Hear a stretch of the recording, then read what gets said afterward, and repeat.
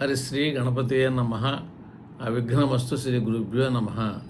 వేద పండితులకు, బ్రాహ్మణోత్తములకు, బుధజనులకు, హైందవ ధర్మను పాటించే వారందరికీ శిరస్సు వంచి నమస్కారం.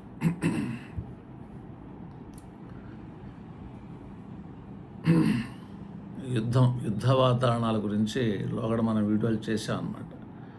అది ఇప్పుడు ఎట్లా చెప్పామంటే, సంక్రాంతికి ఆ సూర్యుడు మకరంలోకి వస్తున్నాడు, అక్కడ పాపగ్రహాల కాంబినేషన్లో ఉన్నాడు.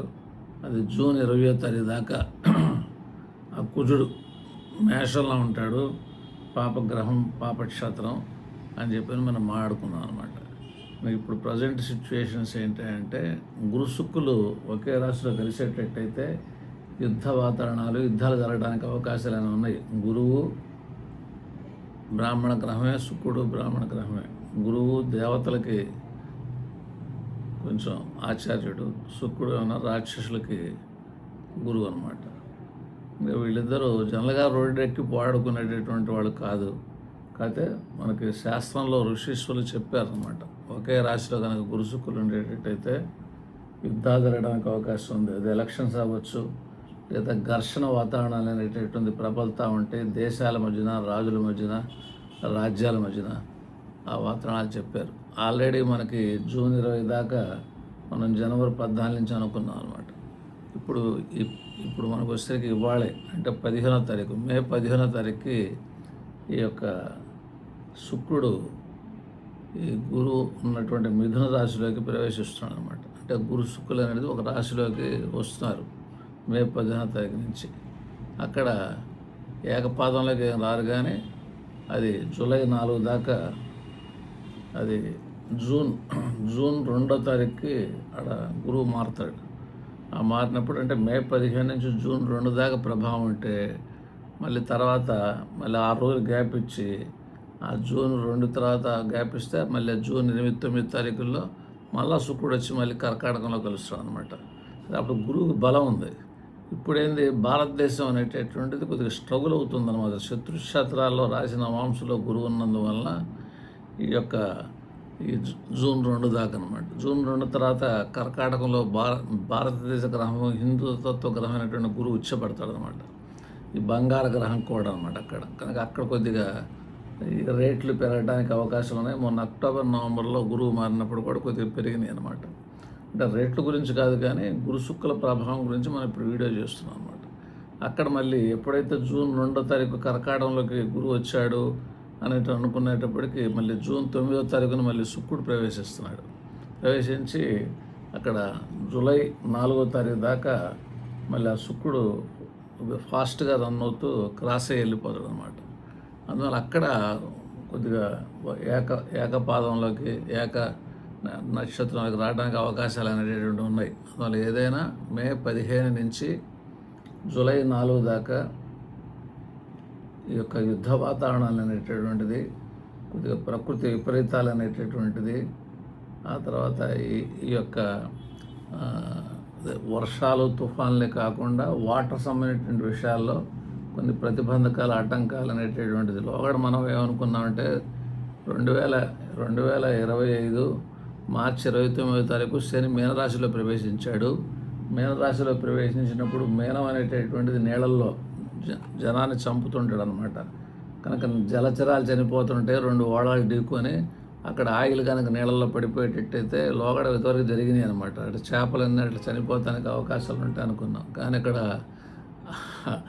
ఆయిల్ యుద్ధాలే జరిగినాయి అనమాట.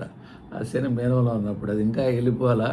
అది 2029 సెప్టెంబర్, సుమారుగా 2.5 సంవత్సరాలు ఉంటాడు కాబట్టి 2025 మార్చి 29 నుంచి అది ఇంకా ఉన్నది అక్కడ. ఆల్రెడీ ఆ సిచ్యువేషన్ ఉంది. ఇప్పుడు కూడా మళ్ళీ ఈ గురువు ఆ జూన్ 2 నుంచి మారితే ఆ జూన్ 9వ తారీఖు నుంచి జూలై 4 మధ్యన కూడా ఇక్కడ కర్కాటకం అనేది కూడా జలరాశి అనమాట. అక్కడ కూడా నీటి వలన కలహాల, లేకపోతే నీటిలోనే యుద్ధాల అనేటటువంటివి కూడా అక్కడ ప్రబలంగా ఉంటాయి. అది శని పాపగ్రహం, అది అడ్డగోలుగా వెళ్ళిపోతుంటుంది. వీళ్ళు శుభగ్రహాలు కాబట్టి ఆలోచించి ఆచితూచి నిర్ణయాలు తీసుకుంటూ ఉంటారు యుద్ధం చేసేటప్పుడు కూడా అనమాట. అందువల్ల ఏంటంటే మనకి ఆల్రెడీ మనం జనవరి నుంచి చూస్తూ ఉన్నాం కాంప్లికేషన్స్ అనేటటువంటిది.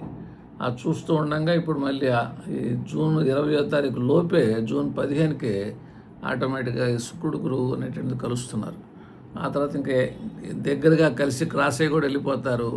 అక్కడ జూన్ 2వ తారీఖు గురువు వచ్చినా కూడా జూన్ 9వ తారీఖు నుంచి జూలై 4వ తారీఖు మధ్యన కూడా యుద్ధ వాతావరణాలు అనేటువంటి ఉన్నాయి. కాబట్టి ఈ ప్రజలు ఏంటంటే ఆల్రెడీ యుద్ధాలు జరుగుతున్న యుద్ధాల వలన కొద్దిగా సతమతం అవుతూ ఈ రేట్లు ఫ్లక్చువేట్ అవ్వటం, ముఖ్యంగా ఈ గ్యాసు, ఆయిల్, శనికి సంబంధించిన విషయాల్లో కొన్ని కాంప్లికేషన్స్ అనేటటువంటివి ఉన్నాయి.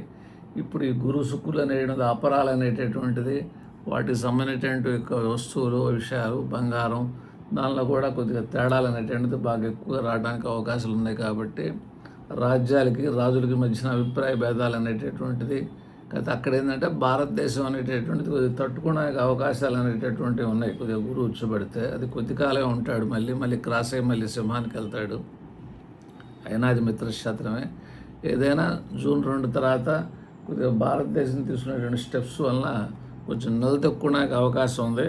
కానీ మళ్ళీ యుద్ధ వాతావరణాల్లోకి వస్తుంది. కాబట్టి ఆ భారతదేశం ఇన్వాల్వ్మెంట్ లేకుండా ఉండాలని భగవంతుని కోరుకుందాం. అది ఎప్పుడయ్యా అంటే జూన్ 9వ తారీఖు నుంచి జూలై 4వ తారీఖు మధ్యనే కొద్దిగా ఆ కాంబినేషన్ అనేటటువంటిది ఉన్నది. ఆ తర్వాత అక్కడ గురువు ఉండంగా శుక్రుడు కలవంగా కర్కాటకంలో మళ్ళీ బుధుడు వచ్చి కూడా కలుస్తున్నాడు అనమాట. శుక్రుడికి మిత్రుడు అనమాట. అంటే వాళ్ళు ఇద్దరు అవుతారనమాట. అది అందువల్ల ఏదైనా సరే ఋషీశ్వరులు చెప్పారు. ఏమని చెప్పారంటే ఒక రాశిలో మనకి కలిసినప్పుడు గురు శుక్రులు యుద్ధాలు అనేటటువంటిది, అభిప్రాయ భేదాలు అనేటటువంటిది ఎవరు ఎడ్యుకేటెడ్ పీపుల్ మధ్యన అభిప్రాయ భేదాలు అనేటటువంటిది. ఎందుకంటే వాళ్ళిద్దరూ దేవబ్రాహ్మణులు, రాక్షసరాజు ఆయన స్వరాపాన ప్రియుడు. ఇక్కడ గురువు వచ్చరికి ఏమన్నా దేవతలకు రాదనమాట. అందువలన ఈ గురు శుక్రుల కాంబినేషన్ అనేటువంటిది ఉంది. కాబట్టి జనం అందరూ కూడా ఏంటంటే కొద్దిగా జాగ్రత్తగా మన ప్రధాని చెప్పినట్టు కొద్దిగా అన్ని విషయాల్లో కొద్దిగా జాగ్రత్తగా ఉంటూ దీన్ని ఎలా ఫేస్ చేయాలి అనేటటువంటిది చూస్తూ ఉంటే జూలై 4 తర్వాత ఆ పరిణామాల సిచ్యువేషన్లు మారి మనకు బలం కలగడానికి అవకాశాలు అనేటటువంటివి ఉన్నాయి. ఏదైనా ముందు ఇదివరకు మనం యుద్ధం అనుకున్నటువంటిది పాపగ్రహాల కాంబినేషను, పాపగ్రహాలు కొట్టుకోవడం, అది శని, కుజ, రవి, రాహు కాంబినేషన్స్లో వరుసగా చూసుకుంటూ వచ్చాం. కాబట్టి చాలా ఎక్కువగా జరిగినాయి. అందులో కూడా ఆ రాహు ఆ ముస్లిమ్స్ గ్రహం కాబట్టి, ఆ శని ఆయిల్ సంబంధించిన విషయం కాబట్టి అక్కడ ఎక్కువగా వాళ్ళ ప్రభావాలు, వాతావరణాలు అవన్నీ బాగా జరిగినాయి అనమాట. ఇప్పుడు ఏంటంటే మనల్ని ఎలా లాగుదామని చెప్పని ప్రయత్నం చేస్తుంటారు అన్నమాట. ఈ గురువు ఇన్వాల్వ్మెంట్ అనేటువంటి జరుగుతుంది. కాబట్టి అక్కడ కథ ఈ పాపగ్రహాల సంబంధాలు అనేటటువంటిది లేదు. కాకపోతే జూన్ 20వ తారీఖు తర్వాత ఏంటంటే కుజుడు వృషభానికి వస్తాడు. అది పాపక్షేత్రమేం కాదు, అది శుభక్షేత్రమే. కానీ శని చూస్తున్నాడు. ఇప్పుడు కూడా మే 15 నుంచి జూన్ 15 కూడా ఆ సూర్యుడు వృషభంలో ఉండగా శని చూస్తున్నాడు. అంటే పాపగ్రహాలు పాపక్షేత్రంలో ఉండి చూస్తే యుద్ధాలు చెప్పారు. ఇది ముందు పాపగ్రహం అంటూ చూస్తున్నాడు రవిని. ఇది కూడా గవర్నమెంట్కి మంచిది కాదు. అట్లాగే కుజుడు వృషభానికి వచ్చినప్పుడు కూడా శని చూస్తున్నాడు. ఏదైనా కాంబినేషన్లో ఈ సంవత్సరం గ్రహస్థితులు సరిగ్గా లేవు. కాబట్టి కొద్దిగా దైవభక్తి, కొద్దిగా పెద్దరాడల గౌరవ మర్యాదలు, కొంచెం దాన ధర్మాది వాతావరణాలు తప్పించుకోవాలంటే సిచ్యువేషన్స్ మనం ఎలా చేయాలి ఏమిటి అనేటటువంటి దానిలో అవి కనుక చేసేటట్టయితే కొద్దిగా సిస్టమేటిక్గా హోమాలు, యజ్ఞాది క్రతువులు, దాన ధర్మాలు చేసేటట్టయితే కొంత కాపాడబడటానికి అవకాశాలు అనేటటువంటివి ఉంటాయి అన్నమాట. ఎవరు చేయాల్సినటువంటిది రాజులు చేయాలి, రాజ్యంలో ఉన్నటువంటి ప్రజలు చేయాలన్నమాట. కనుక ఏదైనా సరే మనకి ఇప్పుడు మే 15 నుంచి టోటల్గా జూలై 4 దాకా శుభగ్రహాలు కూడా కొట్టుకుంటున్నాయి. కాబట్టి కొంచెం కాషియస్గా ఉండాలి. ఓన్లీ మధ్యలో ఆ 2వ తారీఖు నుంచి 5వ తారీఖు దాకా ఆ గురు శుక్రులు కలవటల్లా. అందువల్ల ఏదైనా సరే ముందు కొంతకాలం ఒక నెల పైన ఉంది. కాబట్టి కొద్దిగా మే 15 జూలై 4 సుమారుగా 1.5 మంత్ పైన ఉంది. కాబట్టి కొద్దిగా కాషియస్గా ఉండి దీన్ని ఎలా ఎదుర్కోవాలి, ఎలా ఫేస్ చేయాలి అనేటటువంటిది, ఈ యొక్క ఆహార పదార్థాలు అనేటటువంటి మన దగ్గర స్టాకు బాగానే ఉన్నాయి.